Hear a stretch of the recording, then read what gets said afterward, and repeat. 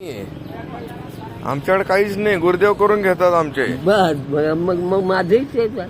हा, गुरुदेव करतात म्हणून आपण करतो. आपल्याकडे काय आहे? गुरुदेव वेळेवर इथं आणतात, ध्यान करून घेतात, तुमची भेट घडून आणतात आणि थोडीशी सेवा घडून आणतात. झालं काम.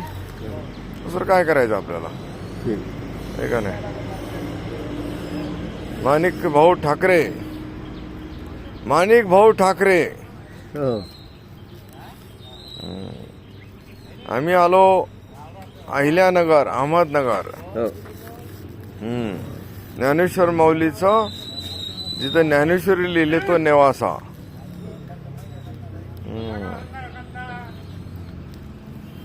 प्रदूषण वाढलंय, तुम्ही म्हणताय ते बरोबर आहे. माणसाचं विचाराचं प्रदूषण.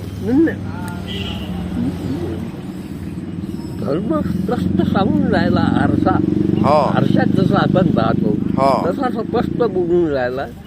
हे प्रत्यक्ष असून तिने अधिकारावर असल्यानंतर त्याचा उपयोग होतो. तुमच्याकडून जर बाबा गोष्टी त्या जागेचा अलग होऊन जाऊ आपण. खरं आहे. म्हणजे त्या जागेचं प्रदूषण जर प्रदूषण कमी करावं तर हे वातावरण ऑटोमॅटिकच आपलं कार्य करतं. हा, ते तर निसर्ग करेल, निसर्ग करेल करून बसले ते. हो हो, खरं आहे. त्यांनी त्या याच्यातले लोक तिथे जमा केले. वानराचा जसा एक काही बाई, वानराचा पक्षाचा जसा एक मेळा असते असा एक मेळा तयार करून घेतला त्यांनी. जेवढा मोठा धर्म गेला वाया, धर्म वाया गेला. खरं आहे. गॅरंटेड हेच परिस्थिती आहे इथं. चला करू, गुरुदेवांच्या कृपेने आपण करायची थोडी थोडी सेवा. बघू काय होईल ते, नाही का? गुरुदेव करतील, आपल्याला काय करायचं? गुरुदेवाला काळजी आहे ना. आपण काय त्याच्यामध्ये मोठा विषय, नाही का? माझ्या बोलण्याला अहमदनगरची व्याख्या लागू होते. अहमदनगरची व्याख्या आणि इच्छा व्याख्याशी कोणता माझ्या बोलण्यातून कोणता संपर्क हे आहे याच्यातला निष्कर्ष निघू शकतो. आलं लक्षात? खरं आहे. चांगलं आहे. म्हणजे आज काही काळापासून अहमदनगरला जे वातावरण ते कायम नांदून राहिलं. आणि इथं एवढ्या मोठ्या